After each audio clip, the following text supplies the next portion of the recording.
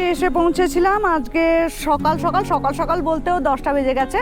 জয়ের বন্ধুর বাড়ির থেকে বন্ধু বন্ধু পত্নী এবং ছানা, হ্যালো ছানা, ছানা বাবলাকে নিয়ে আমরা একটু ঘুরতে বেরোচ্ছি। যাওয়ার ইচ্ছে আছে উদয়গিরি খণ্ডগিরি।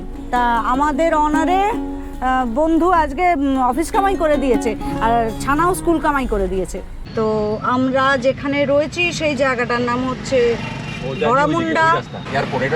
আচ্ছা, সামনেরটা এয়ারপোর্ট। এই মাত্র নাকের ডগা দিয়ে একটা বিশাল বড় প্লেন নাম। ওদের বাড়ি থেকে ওই উদয়গিরি খণ্ডগিরি কেভস দেখাচ্ছিল 3.4 কিলোমিটার। এই যে এদিকে এয়ারপোর্টের এরিয়া শুরু হয়ে গেছে। ড্রাইভার সাহেব দেখিয়ে দাও, আমি দেখতে পাচ্ছি না, তোমরা নিজেরা সব দেখিয়ে দাও। আমাদিকে একটা রেস্টুরেন্ট আছে বালাজি সুইটস, এইখানে ব্রেকফাস্ট করা হবে। এই বালাজি সুইটসে প্রচুর রকমের জিনিসপত্র খাওয়া দাওয়া করে, দই বড়া, ভাজা বড়া, উপমা আর কি সিঙ্গাড়া খাওয়া দাওয়া করে সব পেট ভর্তি হয়ে আছে। এইবারে যাওয়া হচ্ছে এই মোড় থেকে আমরা ডান দিকে যাব, একটা খণ্ডগিরি লেখা বোর্ড ছিল।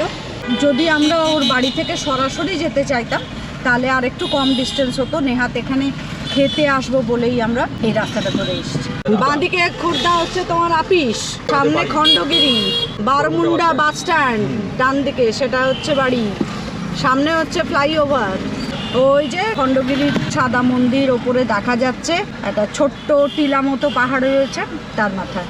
এখানে অনেক অনেক উড়িয়া সিনেমার পোস্টার রয়েছে। হ্যাঁ, যাজ্ঞসেনী যাত্রা। আচ্ছা, ও বাবা, এখানে কি যাত্রা উৎসব চলছে নাকি? তাই হবে। এই হচ্ছে তার গেট, মানে ঢোকার জায়গা, শুরুতেই পাবলিক টয়লেট। হ্যাঁ, খুব ভালো। এবার এখানে যে কোনো একটা গাড়ি ধরে রেখে দেয়। এখানে আছে Udayagiri and Khandagiri caves, Jaydev Batika, Gandhi peace centre.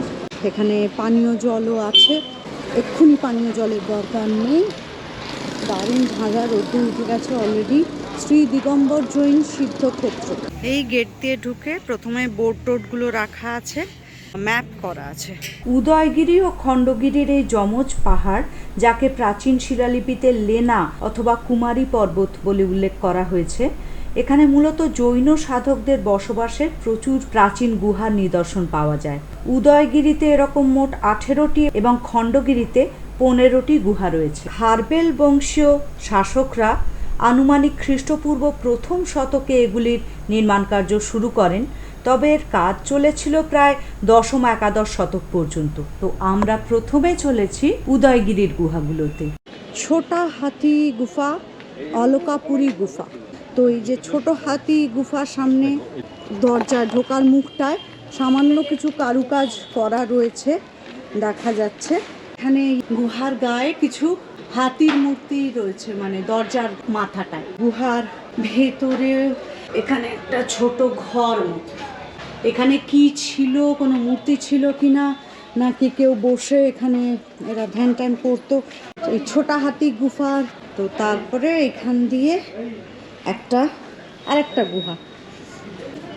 এই গুহার মধ্যে বেশ অনেকটা বড় অংশ বসা, আর ছাদ ফাদগুলোও হয়তো কখনো ফেটে গেছিল, আবার মেরামতি করা হয়েছে। আর এইখান থেকেই ওই দূরে পাহাড়ের মাথায় শ্রী দিগম্বর জৈন মন্দির দেখা যাচ্ছে। ছোটা হাতি গুম্ফার পরে পাশেরটা লেখা তো রয়েছে অলকাপুরী গুম্ফা, আবার এদিকে রয়েছে জয়া বিজয়া গুম্ফা।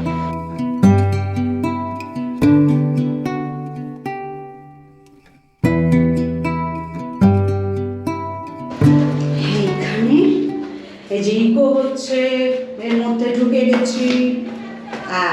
দেখ কেমন ভয়েসটা ইকো হচ্ছে, দেখ।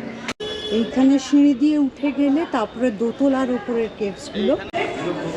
আর এইখানে গেটের দুপাশে কিন্তু দুটো মূর্তি আছে, তার মাথায় আবার আছে। আর কাজ করে বাঙ্কের ওপর উঠে শুয়ে পড়ে। এইটা কিন্তু হনুমান, তার কারণ হাতে করে গন্ধমাদন নিয়ে যাচ্ছে বলে আমার মনে হচ্ছে। দরজার মাথায় কাজ করা, এইদিকেও অনেক কারুকাজ রয়েছে। তার সামনে বসে আছে, উপর থেকে নিচেটা দেখতে সুন্দর লাগছে। এখান দিয়ে যদি চলে যাই সাইড দিয়ে আরও পরপর অনেক কটা কিউবস। এটা অনেক চওড়া, আর এদের সবই দেখছি ঢোকার মুখের পাশে কিন্তু বাঁধ মতো করা। এখানে কি তাকে জিনিসপত্র রাখতো নাকি এখানে একটা মানুষ এবং হাতি দুটো মূর্তি রয়েছে। এখানে আর একটা থাম ছিল মনে হচ্ছে, যেটা ভেঙে গেছে। ওখানে হাতি ছিল, এখানে ঘোড়া, হাতি ঘোড়া, এখানে আবার হাতি। তারপরে পাশ দিয়ে এখানে গিয়ে আরেকটা গুহা। জয় বলছে ভেতরে গুহাটা পুরোটাই একটা ঘর, পাথরটা পুরোটা কাটা ডোম শেপের, তো বসার ধাপি করা, লোকজন তার মধ্যে খোদাই করে ফেলেছে বড় ঘর। আর যেই মুহূর্তে আমি ঢুকেছি সেই মুহূর্তেই আমার কথা ইকো হতে শুরু করে দিয়েছে। খুবই নিচু, মানে দাঁড়ানো তো সম্ভবই নয়। হ্যাঁ, একজন মানুষ বাবু হয়ে বসতে পারে, ধ্যান ট্যান করা সম্ভব। ওই গুহাটার এটা মাথা, তার পাশ দিয়ে উপরে উঠে এসেছি আমরা।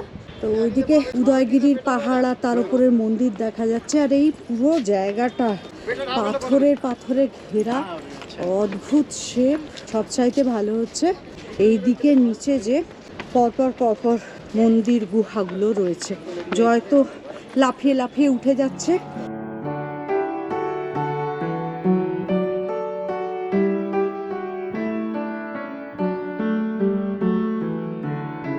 পাথরের গায়ে ফুটো করা, সম্ভবত এই ফুটোগুলো করে নিলে তারপর পাথরটা ভাঙতে বা কাটতে সুবিধে হয়। এইখান থেকে নিচের গুহাগুলো সব দেখা যাচ্ছে। লোকজন তো প্রচুর পোজ দিয়ে ছবি তুলছে, মানে নিখাদ গুহার ছবি আমি তুলে উঠতে পারছি না। এটা কি জন্তু জানি না, সেই জন্তুর পিঠে কেউ বসে রয়েছে। এটা ওইরকম, সে কিন্তু আপার স্লোপ, মানে এটা শোয়ার জায়গা। এখান থেকে জল বেরোনোর নালা, হ্যাঁ, জল বেরোনোর নালা। এটা পরেও করা হতে পারে। হ্যাঁ, এটা ওপর দিকে, হ্যাঁ স্লোপ ঢালু করা, তার সাথে একটা জানলাও আছে। এইবারে সারি ঘর মতো যেগুলো, সেগুলো শুরু হচ্ছে এখান থেকে বেরিয়ে। সামনে একটা করিডোর মতো আছে। এখানে কিন্তু দেয়ালের গায়ের কারুকাজ অনেকটাই অক্ষত আছে। প্রত্যেকটা কক্ষের দরজার উপরে কারুকাজ রয়েছে ভর্তি।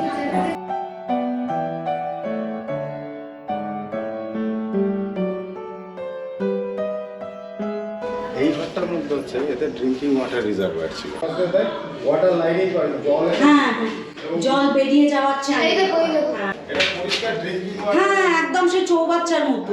আর ওই দিকেও তো গোয়াটা অনেকটা পর্যন্ত রয়েছে। এবং মজাটা হচ্ছে যা হাওড়ি দিয়ে যাবে, জলটা আসতো সেই জলটা পাহাড়ের পাথরের ফাঁক দিয়ে ন্যাচারাল গ্যাপে, যেটা পাশেরটাতেও দেখাচ্ছে।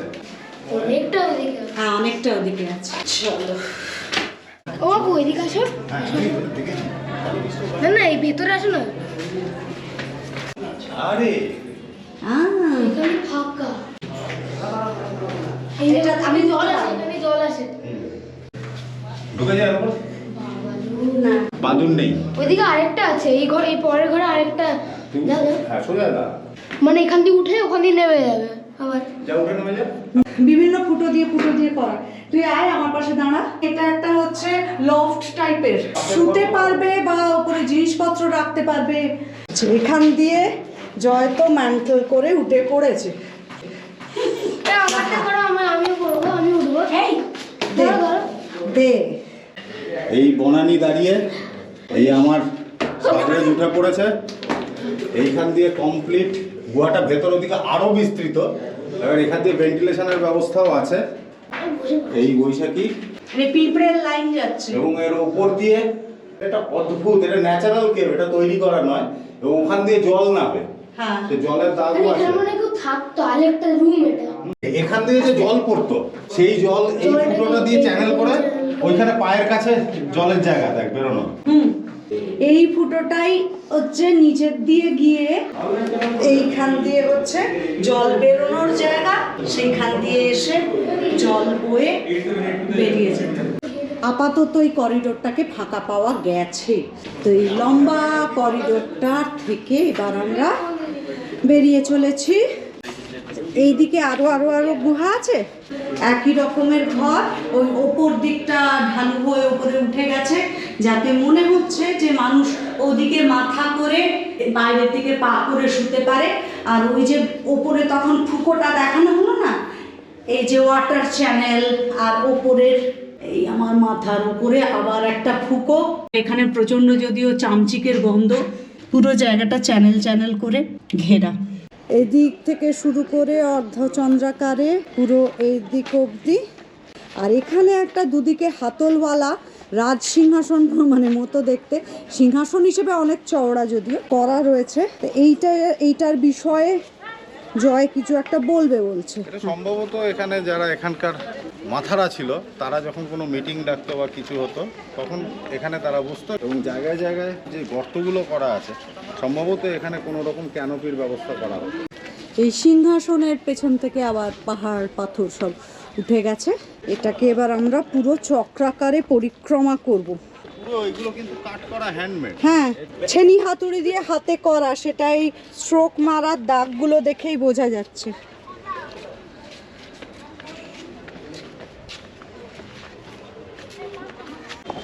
আমরা দোতলাটা আগে ঘুরে এসেছিলাম, এবারে একতলায় যাব, তারপরে ওদিকে আরও সিঁড়ি আছে, রওনা হব।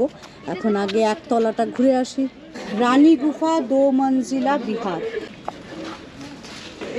এইখানের কারুকাজগুলো কিন্তু ভালোই অক্ষত আছে, অক্ষত না ক্ষত বিক্ষত, কিন্তু বোঝা যাচ্ছে কমসে কম।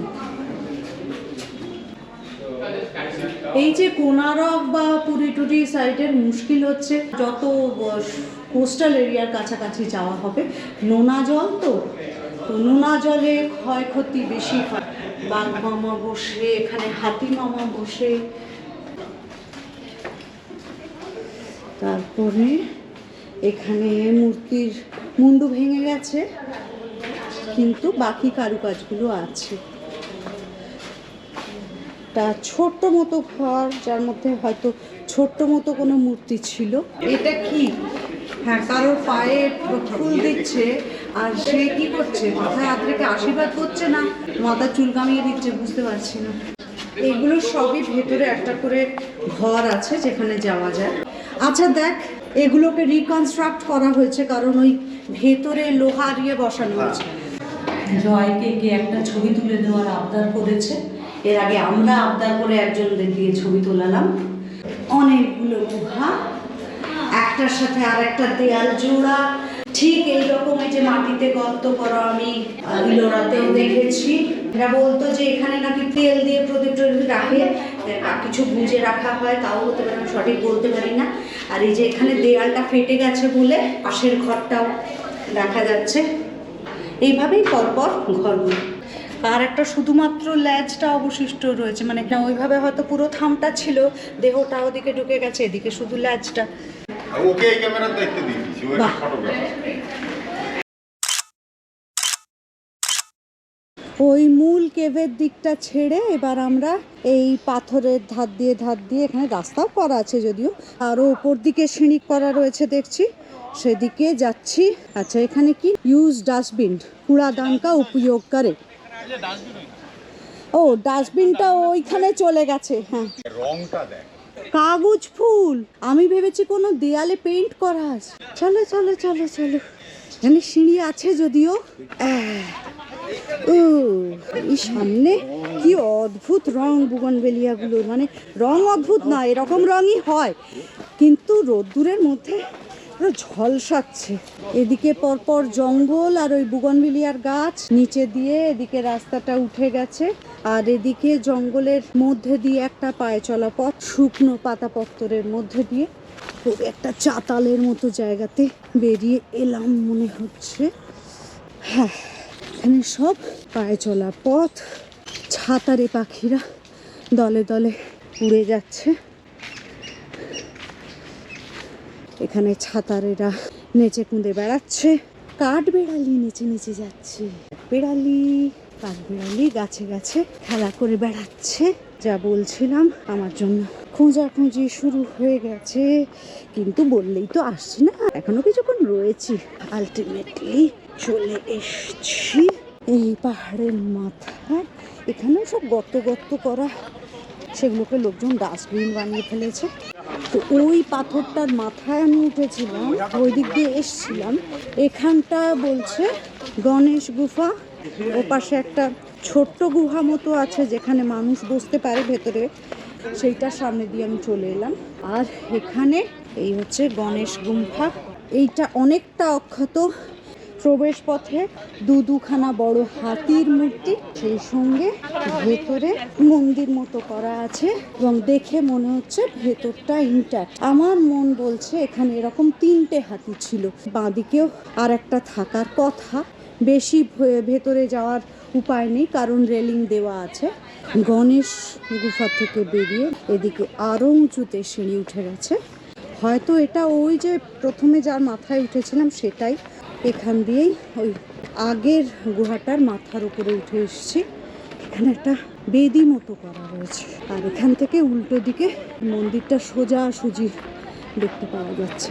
একদম মাথার থেকে দূরে পুরো ভুবনেশ্বর শহর দেখা যাচ্ছে, যদিও কুয়াশায় ঢাকা। উল্টো দিকে ওই জৈন মন্দির যেটা, এটা আসলে একটা গুহার ছাদ। এই পাথরের কিনারার পরে নিচে কিন্তু হাত, এবং ওই যে নিচে দিয়ে লোকজন হেঁটে বেড়াচ্ছে। গুহার মাথাগুলো ওই দিক দিয়ে, যেখান দিয়ে লোকজন হেঁটে হেঁটে যাচ্ছে, ওখান দিয়েই আমরা প্যাঁচ মেরে উঠে এসেছি। এক্সটেন্ডেড অংশটা ওখান দিয়ে চলে যাওয়া যায় ওপাশে। এখানে একটা ব্রিজের মতো পাথর বসানো রয়েছে যা দিয়ে লোকজন চাইলে যেতে পারবে। অ্যাক্সিডেন্টের পরের থেকে আমি তো টাল খাই, তাই একদম কিনারে যেতে একটু ভয় লাগে, যদি খুব একটা তোয়াক্কা করি না। তার বলতে গেলে এটাই একদম শেষ অংশ। এই হচ্ছে পাথর খণ্ড খণ্ড করে বানানো হয়েছে, তাই খণ্ডগিরি। এখানকার অধিকাংশ পাথরগুলোই কিন্তু সেই ফুটো ফুটো ফুটো ঝামা পাথরের মতো, এবং লাল লাল রং দেখে মনে হয় যে আয়রন আছে এই পাথরে। এবার এই বস্তুটি কি এরম গোল করা? এত বড় শস্য পেশাইয়ের জায়গা, নাকি এটা কোনো বিশেষ চিহ্ন? এর কোনো অন্তর্নিহিত অর্থ আছে সেটা আমি জানি না। তবে আমার মনে পড়ে ওই বোলাঙ্গিরের 64 যোগিনী মন্দিরের ওখানেও আমি এরকম গোল গোল মেজ টাইপের বানানো দেখেছিলাম। তার সাথে কোনো সম্পর্ক নাই থাকতে পারে। জয় ওখানে নিচে গিয়ে একটা গাছের ছায়ায় বসে পড়েছে। এখানে সব গুহাগুলোর মানে পাথরগুলোর অদ্ভুত অদ্ভুত শেপ। এটা হচ্ছে জম্বেশ্বরা গুম্ফা, সেটা কি আমি জানি না, কিন্তু এখানের পাথর কাটাটা বেশ মজাদার। সিংহাসন টাইপের মনে হচ্ছে, ভেতরে ঢুকে বসা যায়, ছায়াও আছে। আসলে কোনো টেম্পলের মধ্যেই মূর্তি আর কিছু অবশিষ্ট নেই। এই যে এখানে যেমন 2টো দরজা করা, খুপড়ি ঘরগুলো একই রকমের। এখান থেকে বেরিয়ে এলে পর এই সাইডে একটা দারুণ অদ্ভুত শেপের পাথর রয়েছে। এই যেটা সামনের থেকে দেখতে আরো অদ্ভুত লাগে। এটা দেখতে তো একটা হাঁ মুখের মতো লাগছে।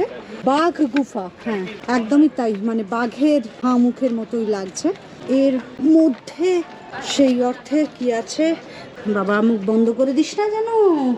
এটা কিন্তু কোনো ডিজাইন নয়, কোনো লিপি খোদিত, যেটা আমি পড়তে পারবো না। কোনো এক্সপার্ট লোককে দেখাতে হবে। এর মধ্যে দিয়ে ঢুকলে এটাও একটা একদম ছোট্ট মতো ঘর, এবং এগুলো হচ্ছে, এতে দাঁড়ানো সম্ভব নয়, এর মধ্যে বসতেই হবে। এই পুরো এলাকাটাতেই অদ্ভুত অদ্ভুত পাথর সব। এগুলো সব রাতে আলো দেয়, যে লাইট টাইট বসানো না সামনে। এই গুহার মুখটা দেখিয়ে দিতে পারি। যথারীতি এর ভেতরে সেই অর্থে কিছু নেই। এই যে একটা ছোট্ট ঘর মতো খালি। এই গুহাটার একটা নামকরণ রয়েছে, এটা উল্টো দিক থেকে যদিও। এই হচ্ছে সর্প গুহা। ওরে আরো অনেক ছোট্ট ছোট্ট গুহা মুখ। সামনের এটা তো বোঝাই যাচ্ছে, পরবর্তীকালে বাঁধিয়ে টাঁধিয়ে ঠিক করেছে। তো এইটা হচ্ছে হাতি গুম্ফা। এটাকে আরো ঢেকে রেখেছে হয়তো এই জন্যে, যে আমি দেখতে পেলাম না, এরকমভাবে অনেকেই দেখতে পাবে না, ফলে নষ্ট কম করবে। সেটা হচ্ছে এটার মাথার ওপরে যে পাথরটা, সেখানে ভর্তি শিলালিপি। এই যে ভর্তি শিলালিপি আছে। ইনস্ক্রিপশন আছে। এখানে একটা পার্টিশন ছিল, এখানে একটা ঘর মতো করে রাখা ছিল, সেই অংশটার সাইডটা ভেঙে গেছে। এখানটায় খুব আরাম, কারণ বাইরে ভয়ঙ্কর রোদ্দুর তো। আর এই সাইডে একটা বেদি মতো করে রাখা, যেখানে এই গরম থেকে বাঁচতে লোকজন একটু বসে বিশ্রাম নিচ্ছে। এই ওপরের এগুলো অদ্ভুত অদ্ভুত পাথরের ক্ষয়কার্য দেখতে পাওয়া যাচ্ছে। এদিকে আর একটা গুহা, কত যে অজস্র এরকম গুহা রয়েছে।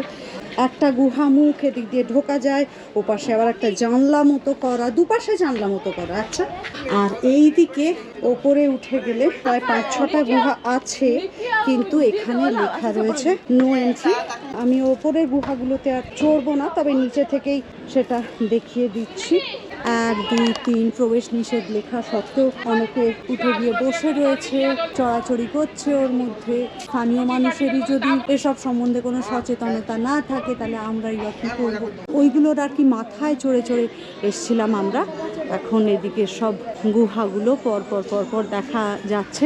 গুহার মধ্যে যে খুব কিছু আছে তা না, একটা করে ওরকম চৌকো ঘর, plastic and tobacco free zone, চতুর্দিকে প্লাস্টিকেরই ছড়াছড়ি, বললে হবে। এইটা ঢুকতে দিচ্ছে না, রেলিং দিয়ে ঘেরা। দূর থেকে যেটুকু পড়তে পারছি কি একটা লেখা, মৎস্যপুরী অ্যান্ড স্বর্ণপুরী। জয়, কিছু বলতে চাস মনে হচ্ছে তুই এই বিষয়ে? এটা সামনের যে পিলারগুলো, এই হ্যাঁ। পিলারগুলো দেখে মনে হচ্ছে এটা কমপ্লিটলি একটা ঢাকা এনক্লোজড এরিয়া ছিল, মানে একটা বিরাট হল। কমপ্লিট রককে পুরো কাট করে একটা হল বানানো হয়েছিল প্রথমে, তার পেছনে ওগুলো। এটা কি পাতালপুরি গুহা? এখানে আরো অজস্র গুহা, প্রত্যেকটার সামনে একটা করে বোর্ড দেওয়া আছে, তো কাছে যাওয়া যাচ্ছে না বলে সঠিক পড়তে পারছি না সেগুলো। এইটা ঠাকুরানী গুম্ফা, তারপরে ওটা পানাসা গুম্ফা। এই এরিয়াটাই পুরো কর্ডন করে ঘিরে রাখা আছে। এইটা হচ্ছে একেবারে ফ্রন্ট ভিউ, জয়া বিজয়া গুম্ফা। এই গাছগুলোতে সব লাইট লাগিয়ে রেখেছে, সন্ধে হলে জ্বালায়। দাঁড়িয়ে কালা খাট্টা খাচ্ছে। দেখা না, ওটা যথেষ্ট কালা হয়নি, ফ্লপ হয়েছে। আর তারপরে এতক্ষণ উদয়গিরি ঘুরে এরা আর খণ্ডগিরি যেতে রাজি নয়। খণ্ডগিরিতে আছে বলতে একটা ওপরে জৈন মন্দির আছে, যেটা তো আমরা ওপর থেকেই দেখতে পাচ্ছি। আর এখানে প্রচুর সিঁড়ি ভাঙা। বললাম জৈন মন্দির অবধি যদি নাও যাই, এখানে যে পাহাড়ের গায়ে কেভস মতোগুলো আছে সেগুলো একটু দেখে। এখানে মনে হচ্ছে কোনো ধর্মীয় সভা টভা বা উৎসব উদযাপন হচ্ছে। প্যান্ডেল করা হয়েছে, সবাই এখানে বসে রয়েছে, পুজো টুজো হচ্ছে। আর এখান থেকে প্রচুর সিঁড়ি, প্রচুর লোক উঠছে, তার জন্য। দাদা, পূজা আছে? बाबा लोग सर सब है बाबा लोग। আচ্ছা, বাবা লোক আয়। হ্যাঁ। আমি ওপর দিকে চলে যাই। অনেকগুলোই সিঁড়ি, আর এখানেও দেখছি সব ওরম কেভ মতো করা। একই রকম প্রায় গুহাগুলো, মানে পিলার করে দিয়ে এগুলো হয়তো ভেঙে পড়ছিল, সেইগুলোকে সংরক্ষণের ব্যবস্থা করা হয়েছে। দুখানা ঢোকার মুখেই সিংহের মুখ দেখতে পাচ্ছি। এটার নামই বলছে খণ্ডগিরি গুম্ফা। সেই একই রকমেরই গুহা। আর যে বলছিলাম কিছু একটা ধর্মীয় অনুষ্ঠান আছে আজকে এখানে। এই যে সিংহের মুখ, আর এক সিংহ।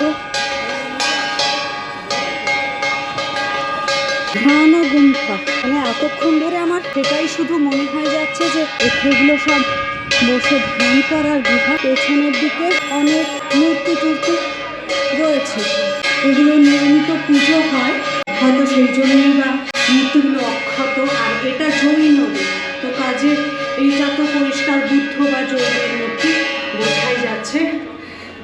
এই নবমুনি গুহার মূর্তিগুলি জৈন তীর্থঙ্কর এবং তাঁদের সংশ্লিষ্ট যক্ষিণীদের। এগুলি 11 শতকে সোমবংশী রাজবংশের সংযোজন। লম্বা একটা হল। তো এটা যেটা দেখলাম, এটাকে বলছে নবমুনি গুম্ফা।